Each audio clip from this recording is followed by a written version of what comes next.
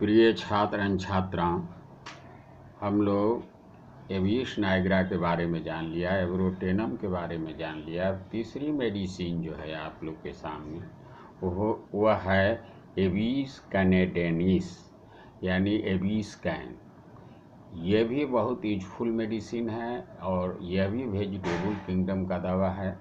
इसका common name hemlock है, एस्पार्सेस और गैटचेल इसका प्रूवर हैं। जो एब्रोटेनम के थे वही इसका भी प्रूवर हैं, गैटचेल।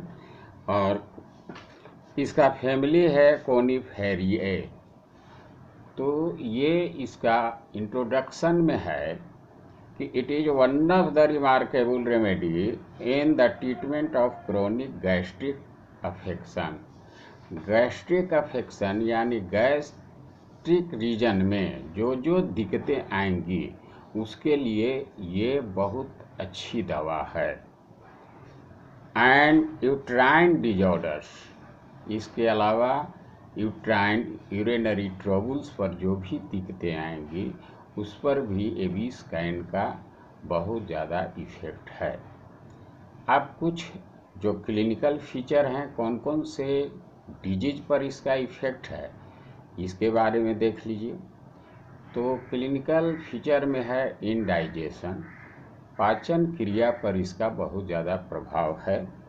लीवर डिजॉर्डर, लीवर जो है फंक्शनलेस हो जाता है, लीवर में फंक्शन कम जाता है। और यूट्राइन डिजॉर्डर्स और यूरिनरी जो पैसेज हैं, यूरिनरी पैसेज डिजॉर्डर हो जाते हैं।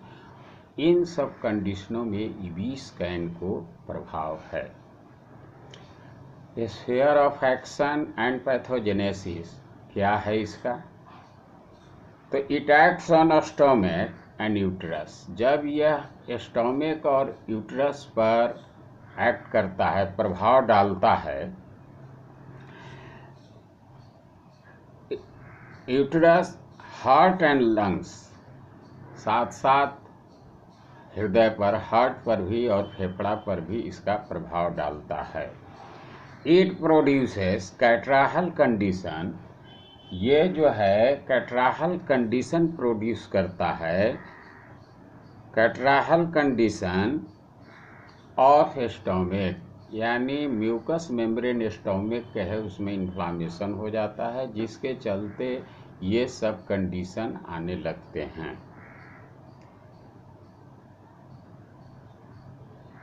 अब कुछ गाइडिंग सिम्टम्स एविस कैन का है, कुछ निर्देशित जो इसका सिम्टम्स है उसके बारे में थोड़ा जान लीजिए। और पार्टिकुलर में स्टोमक और ये जो है फीमेल जेनाइटल ऑर्गन्स, ये दो चीज़ों पर ज़्यादा इफेक्ट है। तो पहले गाइडिंग सिम्टम 2-4 पॉइंट है, उसको समझ लीजिए। गाइडिंग में पहला कहता है कि ग्रेट डेबिलिटी, बहुत ज़्यादा कमजोरी। with a strong desire to lie down and rest most of the time। Patient जो है इसका एविस कैन का डेबिलिटी के चलते, कमजोरी के चलते ज़्यादा समय चाहता है कि पड़े रहें, आराम करें, इसमें इससे आराम मिलता है। मोस्ट टाइम, बहुत माने हमेशा चाहता है कि हम पड़े रहें और आराम करें। ग्नोइंग हंग्री, ये जो है ग्नोइंग हंग्री, उतरने की तरह जो है दर्द। फैंट फीलिंग एट द इपिगैस्ट्रियम, और खाली इपिगैस्ट्रियम रीजन में लगता है कि फेंट हो गया है, खाली खाली है। ये है दूसरा पॉइंट। तीसरा पॉइंट ग्रेट एपेटाइट, बहुत ज़्यादा भूख है, ये नहीं भूख की कमी नहीं है, ग्रेट है, ग्रेट एपेटाइट है। Even tendency to eat far beyond the capacity for digestion, इतना भूख है कि डाइजेशन का जो क्षमता है उससे ज़्यादा खा लेता है। और ये भी कारण है कि इसका डिजॉर्डर हो जाता है, या डाइजेशन सही नहीं होता है, इंडाइजेशन हो जाता है और उसके बाद गैस का फॉर्मेशन होने लगता है। चौथा में है क्रेविंग फॉर मीट, डिजायर जो इसका खाने का जो है बहुत ज़्यादा इच्छा है मीट खाने का। इसके अलावा पिकलेस, यानी पिकलेस जो होता है ये लीकर होता है, यानी अब बियर हो गया या शराब हो गया तो पिकलेस लेने की भी इसको डिजायर होता है। रेडिसेस, रेडिसेस मूली को कहते हैं, मूली खाने की इच्छा इसको होती है। रेडिसेस, टर्निप्स, सलगम, यानी मूली सलगम खाने की इच्छा होती है। कोर्स फूड, और कोर्स फूड जो है ये जिसको कहते हैं कि मोटे छिलका जिसको कहते हैं, कोर्सर सब्सटेंस जो होता है किसी भी छिलकादार जो होता है या मोटे अनाज होता है उसको कहते हैं कोर्सर सब्सटेंस खाने की। Course food etc. is peculiar, खास इसका ये है डिजायर खाने का, मूली सलगम लिकर या कोर्सर सब्सटेंस से। 5वां पॉइंट है chilliness is very characteristic. Chillness, chillness माने ठंडापन, यानी ठंडा ज़्यादा लगता है, इसका कैरेक्टरिस्टिक है, चरित्रगत लक्षण है।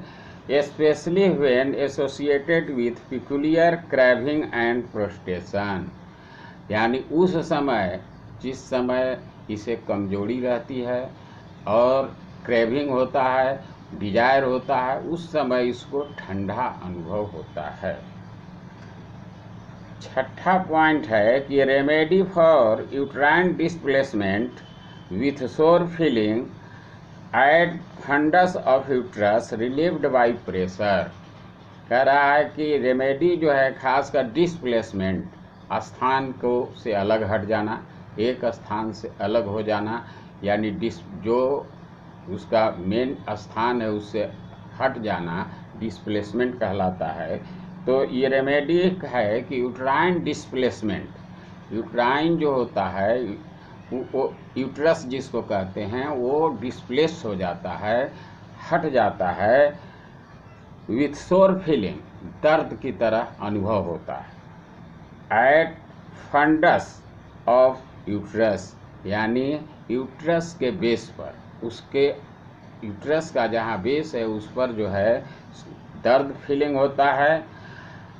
रिलीव्ड बाय प्रेशर, वह दर्द जो है दबाने से आराम मिलता है, प्रेशर देने से, दबाव देने से उसको आराम मिलता है।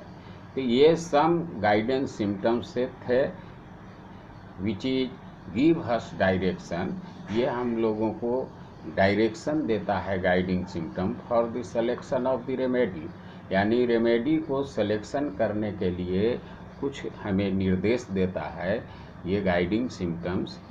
अब हमें पार्टिकुलर सिम्टम्स की ओर आना है।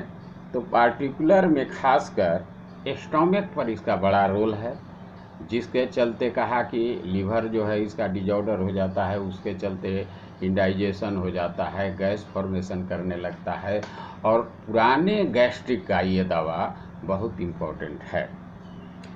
तो कह रहा है कि gastric symptoms are the most prominent symptoms to guide us in our selection of एवी स्कैन। एवी स्कैन को सिलेक्शन करने में बहुत ज़्यादा ही हमें गाइड करता है, निर्देश देता है, यानी उसके गैस्ट्रिक सिम्टम्स को कलेक्शन करने में, गिव अस कलेक्शन करने में। देयर इज कनाइन हंगर, ये भूख जो है जैसे कनाइन भूख, हैंगर जो होता है जैसे कुत्ते की भूख जो होता है, उस तरह कुत्ते की भूख की तरह इसका कनाइन हंगर है, बहुत ज़्यादा भूख है।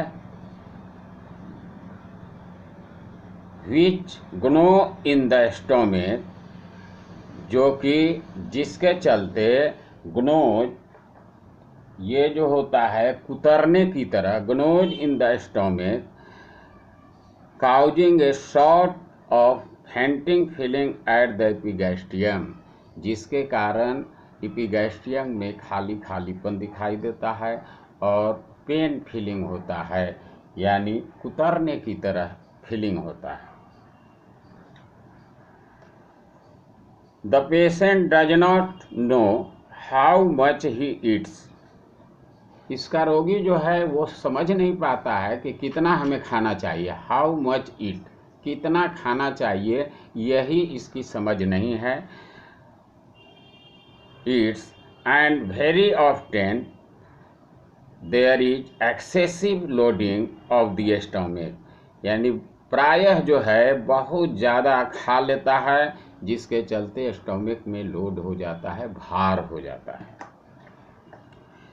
विच काउजेज, जिसके कारण डिस्टेंशन ऑफ स्टोमक, यानी भार ज़्यादा हो जाने के चलते स्टोमक में तनाव हो जाता है। Distension of stomach and abdomen, दोनों में तनाव पैदा हो जाता है। With severe palpitation of heart, बहुत ज़्यादा, जिसके चलते हार्ट में पल्पिटेशन तेज हो जाता है। ये था stomach symptoms of the Abies canine. Can का जो था, एबीस कैन का ये स्टोमक सिम्टम्स है। अब है फीमेल जेनाइटल ऑर्गन्स, यानी फीमेल जेनाइटल पर इसका क्या है ये देखिए। तो यूट्राइन प्रोलैप्सस विथ द सोर फीलिंग, यानी यूट्रस जो है प्रोलैप्स करता है। प्रोलैप्स यूट्रस जो होता है, यूट्राइन प्रोलैप्सस, सोर फीलिंग, दर्द अनुभव होता है। एट फंडस ऑफ यूट्रस, यानी यूट्रस के बेस जो है, जहाँ पर आधार है, केंद्र है, उस जगह पर इसको फीलिंग होता है।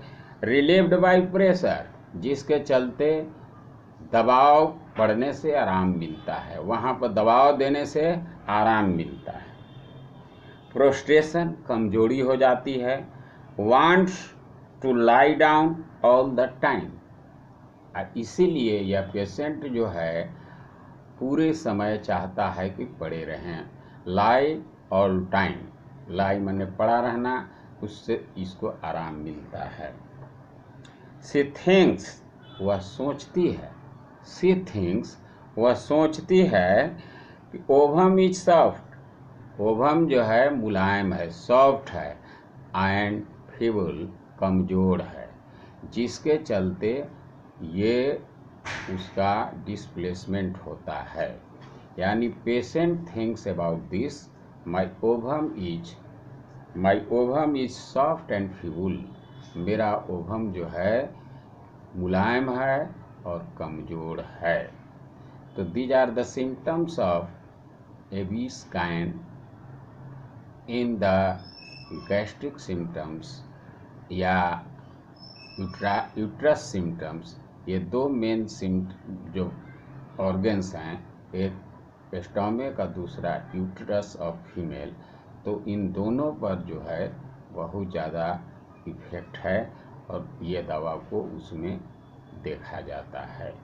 तो ये था एबीस कैन। अभी तक हम लोग ने ए से ए पर 3 दवाइयों का पढ़ा, एब्रोटेनम, एबीस नाइग्रा और एबीस कैन।